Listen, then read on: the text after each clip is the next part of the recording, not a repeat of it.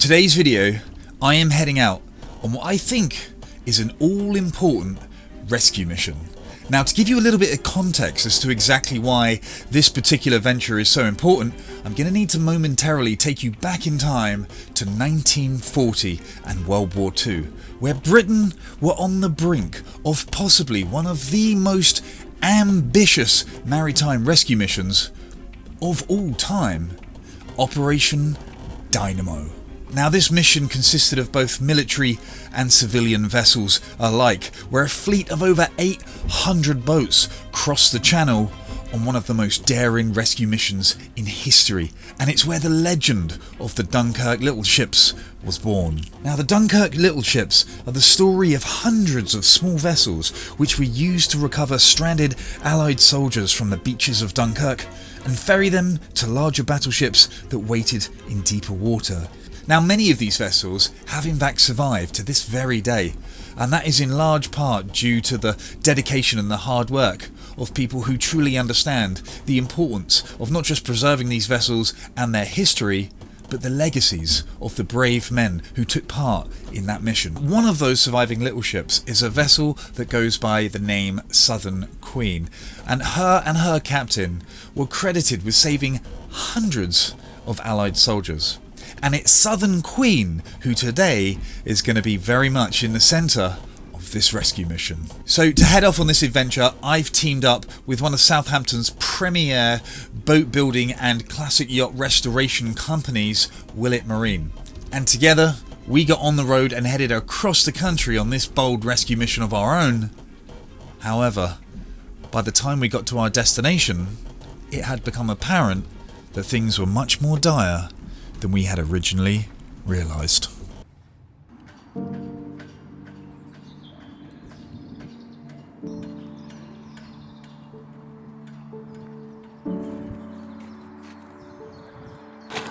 Jeez Louise. And now it's the Southern Queen's moment of need, and it is in fact her turn to be rescued.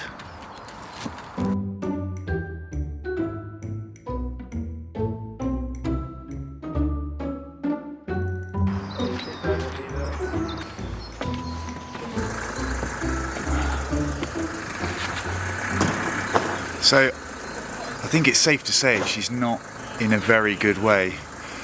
And we've got a hell of a mission ahead of us for this next couple of days.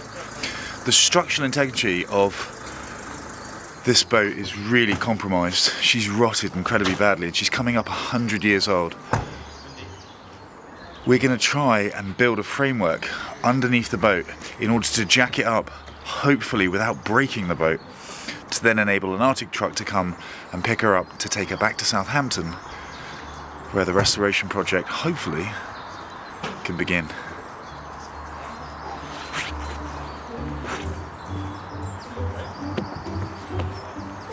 So as if this rescue mission wasn't tricky enough, there are a few more problems which Mother Nature has thrown our way. The weather's been absolutely diabolical the last few days, which means that we're working in very waterlogged, sodden conditions. I'm going to need to get these incredibly heavy metal braces off of the van. Now, back in Southampton, back at Willet Marine, we had some specialised equipment which help us load the van without too much difficulty. However, here, we don't have any of that equipment. And we have to get tons of metalwork off of the van and under the Southern Queen without being injured.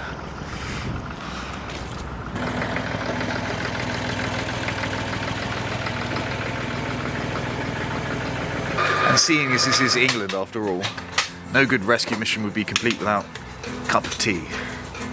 Coffee, actually. Hot drink.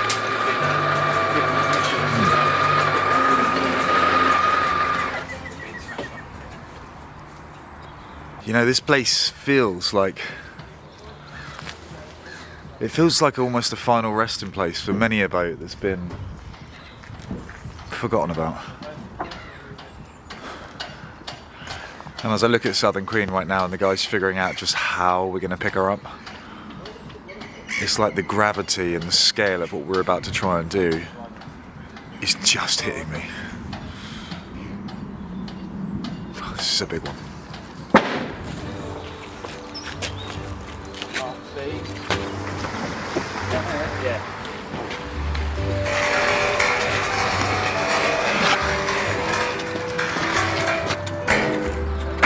Right, that's the easy ones out of the way.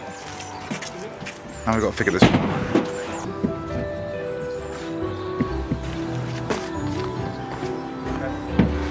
3, 6, 8. 1. So upon looking at the boat again, there may be a slight problem with all the steelwork that's been built to create this cradle. Now the steelwork is incredibly heavy and all the holes to put the cradle together have been put in precise spots. Upon looking at the boat again, the bilge keel that it sits on might just be a little bit too tight to get the steelwork underneath exactly where the holes line up, which will be a real problem. Because that would mean dragging tons of metal steel girders back out again and re-drilling all the holes, which took quite a while to drill in the first place. But we've got the old tape measures out and it's going to be super close. Fingers crossed they fit. I don't want to get to the stage where we've got all the steel under there and then we find out they're in the way. So you want to pace it out of mark? I just want to measure between the bilge keels, or from the centre line to the bilge keel, and if it's less than 1.25 metres, then we're in good shape.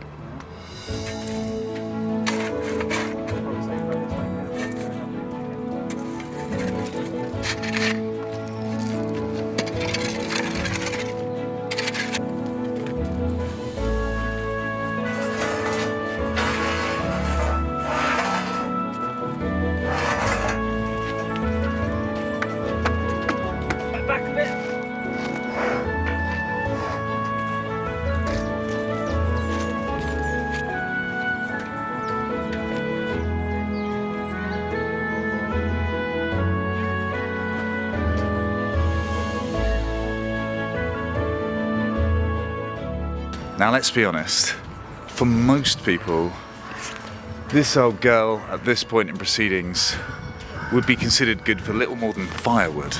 Yet for some people, for these people, her history, our history, is far, far too important to simply let fade away.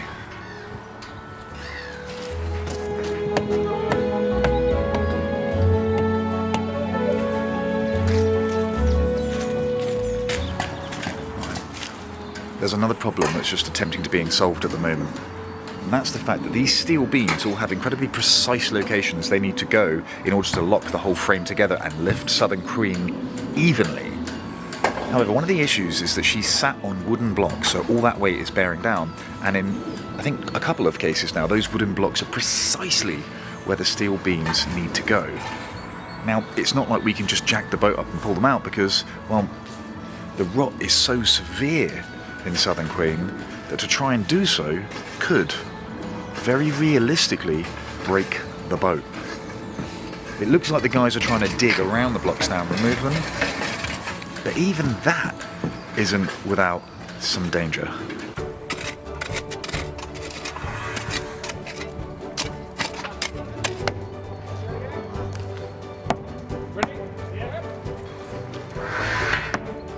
Right, you want to go off a little bit, forward a little bit, sorry.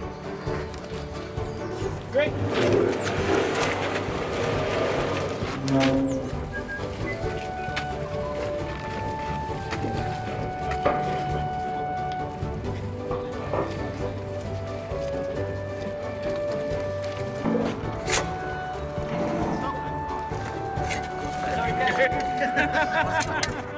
So, the plot thickens. If you didn't think this is already a monumental challenge, which it is, there's more.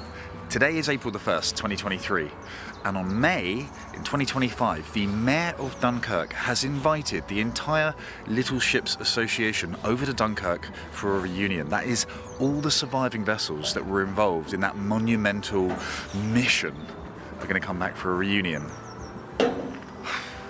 If it isn't already enough of a challenge to try and pick this boat up without breaking it, get it all the way back to Southampton, next is a renovation project. That's 2 years to get this vessel here not only afloat, but to sail her across the channel back over to Dunkirk to reunite with all the vessels that were there during that fateful mission.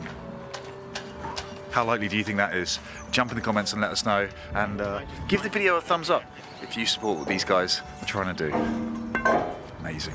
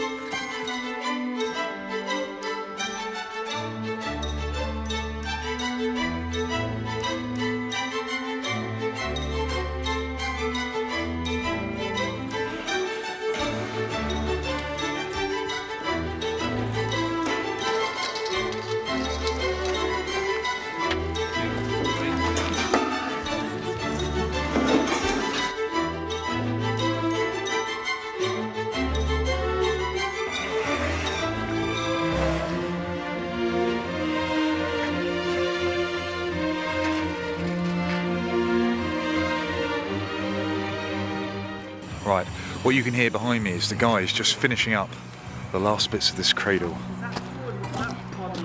The very last piece of this puzzle is going in now. And it hasn't been without challenge, I'll tell you, but it's about 6:15 in the evening. I've been up since 6 in the morning, so it's been an incredibly long day, and we're going to be back tomorrow.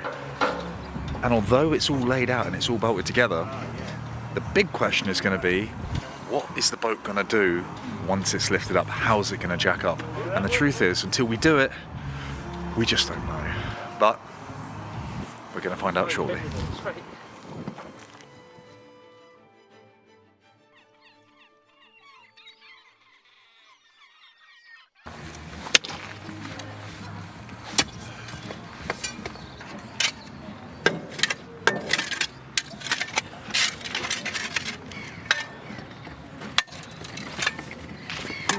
Right, it's day 2. Welcome back. It's a bit chilly this morning. We've got a bit of a northerly breeze coming down. You see Matt sniper crawling under the boat here, having to dig it out to get the last of the steel beams in. And then once the cradle structure is complete, the next thing we need to do is jack the whole thing up. And the plan is to get it level enough to get a truck underneath to be able to take Southern Queen away. But before we do that, we've got a couple of pretty big tasks ahead of us yet today, because Southern Queen is so badly rotted that whilst lifting her, she could quite literally fall apart. We're also going to need to put a strap over the top of her, and when we create that compression, we could also crush very much the structure of the boat as well. So we're going to need to put some cross members in the boat itself to stop both of those things happening. After that, we're going to need to shore up the boat between the outside of the hull and the cradle itself, and we're going to do that by actually welding on some metal shores between the boat and the cradle. And then we've got a selection of heavy duty jacks to try and lift it up, but none of us really know how she's going to cope with being lifted up. She hasn't been moved. She's been here 5 years, and yeah, fingers are all crossed it goes well, but anything really could happen today, so let's see how we get on. So am I right in thinking the plan is to screw these pads to the base of the hull and then weld the rods from the base of those onto the cradle itself? Yeah, pretty much. We've just been inside to locate where we have some decent structure or frame, and we just popped down a couple of screws down there to hold the plate on while we fabricate basically a shore that will be welded to the frame itself. I've got you. And there's going to be quite a few angles to make up, so it's just easier if the plate hangs there.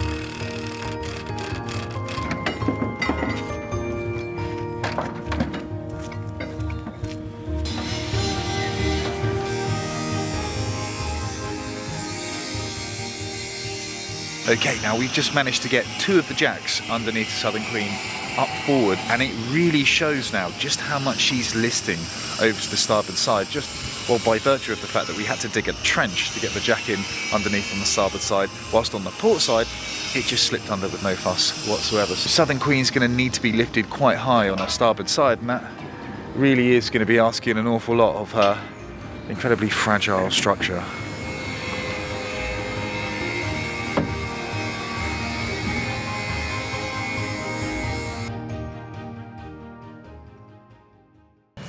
Right, so another challenge which has cropped up is the bow of the boat.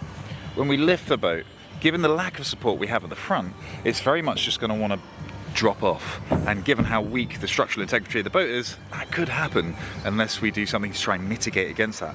So Dave and Matt are up the top now, cutting out a load of timbers, which are going to run the length of the boat, and they're going to brace against that. So as the boat's lifted up and the front is going to want to drop down, that will naturally make everything want to cave in on itself. And hopefully, all of the braces, which are going to lay from the bow to the stern of the boat, will stop that action being able to happen. So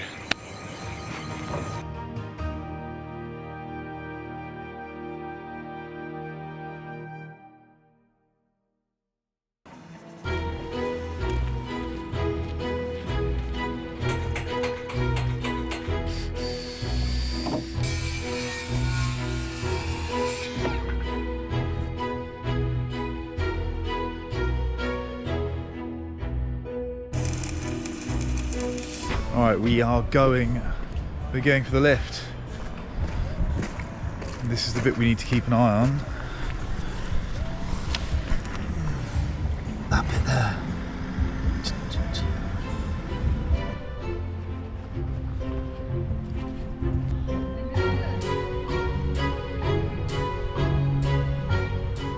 Both the jacks are just towing in. We're bending. Alright, so I think it's fair to say that the first lift hasn't quite gone according to plan. And essentially what's happening is the bow wasn't lifting with the rest of the steel beams. Now that could very well be because the bow is completely compromised in terms of structural integrity and may just try and fall off. But the other thing that was happening is the jacks were actually leaning in on themselves. So we've lowered them back down, and we've come up with a plan B to brace the jacks so that they can't lean in, and I'm going to give it another go.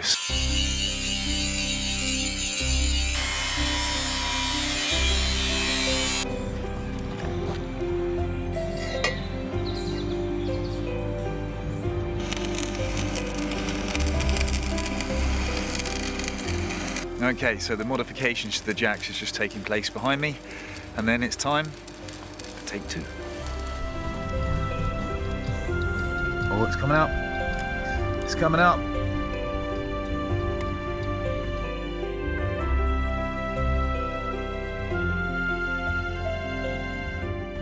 That's a very satisfied looking jack up there, my friend. Jacking it up. Everyone's very excited.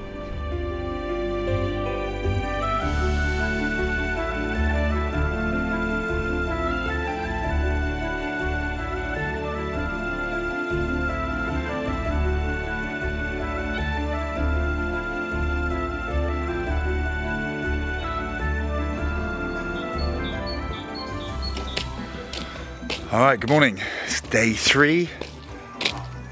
And the boat has physically changed shape several times as we attempt to lift her higher and higher. Now, the bow of the boat is being a bit of a challenge because it's overhanging relative to the rest of the steels, and the truck has dropped down all the way, and we're going to need to be able to get that truck underneath the bow of the boat in order to lift her up. And as I say, as we lift her higher, the boat does seem to be twisting and changing shape, so everyone's got very close eyes on what's going on. I'll keep you. Let's go check it out. We've had no cranes, no forklifts, absolutely nothing. All of this has been entirely pulled off by manpower. Digging, building, and now winching these things up manually. It's been quite a slog.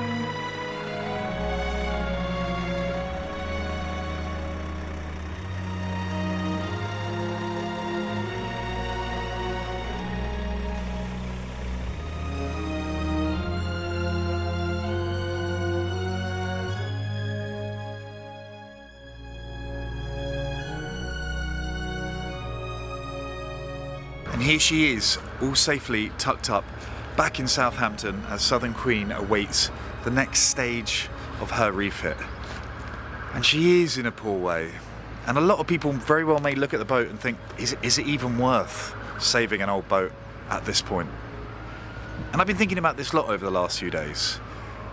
And it almost seems to me there's not really about saving the boat itself. I mean, it might be for some, but for many, by saving the boat, we'll continue to think about and talk about Operation Dynamo and the legend of the little ships and all those brave men who are out there rescuing hundreds of thousands of Allied soldiers.